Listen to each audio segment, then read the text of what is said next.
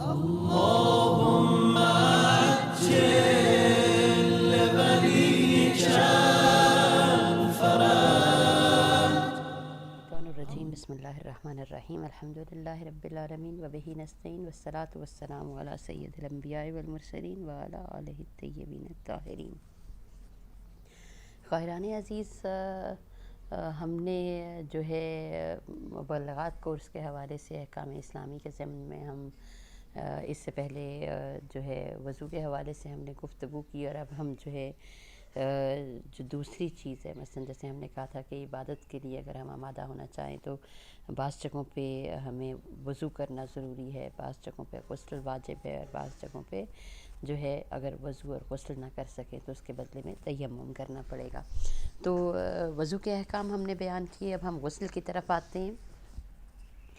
واجب غسل کتنی قسم کے ہوتے ہیں؟ واجب غسل کے اعتبار سے اگر ہم دیکھیں تو کچھ غسل ایسے ہیں کہ جو خواتین کے اور مردوں کے درمیان مشترک ہیں، اور کچھ غسل صرف خواتین کے ساتھ مخصوص ہیں. وہ غسل جو تمام انسانوں کی، مثلا مرد ہو یا عورت، ان کے درمیان مشترک ہیں، ان میں سے ایک غسل میت ہے، پھر غسل مس میت ہے، اسی طرح غسل جنابت ہے. خواتین کے ساتھ جو مخصوص غسل ہیں وہ غسل حیض ہے، استحاضہ اور نفاس کے غسل ہیں. اس کا طریقہ جو ہے، طریقہ کے اعتبار سے بھی اس کی دو طریقے بیان کیے جاتے ہیں.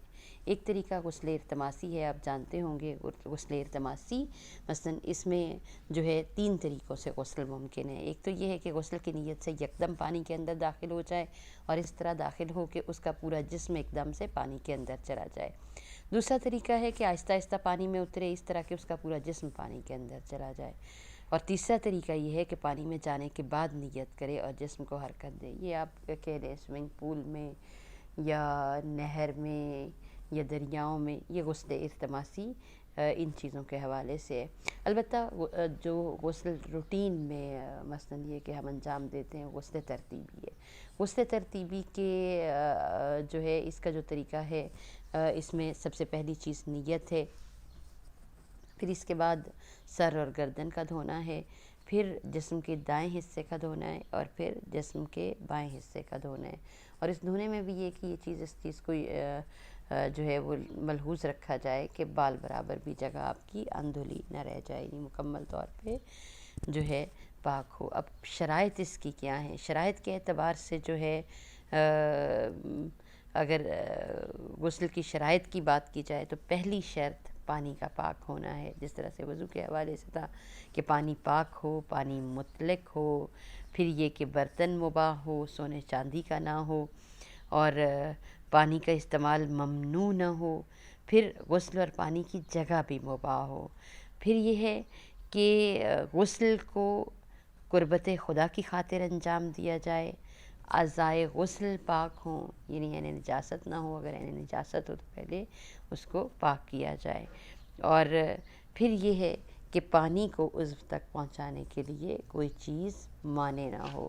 یعنی اگر شرائط کے اعتبار سے دیکھا جائے تو کم و بیش جو شرائط وضو کے حوالے سے ہیں، یہی شرائط تقریباً کم و بیش تھوڑے سے فرق کے ساتھ غسل کے حوالے سے بھی ہیں. کیسے یقین پیدا کیا جائے کہ ہمارا غسل صحیح ہے؟ تو غسل کے صحیح ہونے کے لیے بھی کچھ شرائط ہیں. پہلی چیز تو یہ ہے کہ وہ تمام شرائط جو وضو کے لیے بتائی جاتی ہیں وہ شرائط غسل کے صحیح ہونے کے لیے ہیں، مگر یہ کہ جو فرق ہے وہ عضو کو وضو میں اوپر سے نیچے کی طرف دھونا ہے، مگر یہ کہ غسل میں اس طرح کی کوئی شرائط نہیں ہے. اسی طریقے سے جس پہ چند غسل واجب ہوں وہ تمام کے تمام غسل ایک غسل کی، یعنی ایک ہی غسل ان سب کی نیت سے کر سکتا ہے.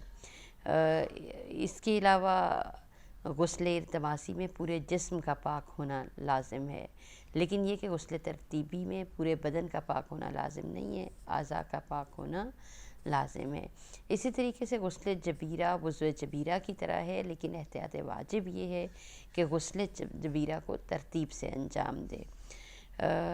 اب اس میں جو ہے ایک اور چیز ہے کہ غسل میں یہ چیز واجب نہیں ہے کہ پورے بدن کو ہاتھ سے دھویا جائے.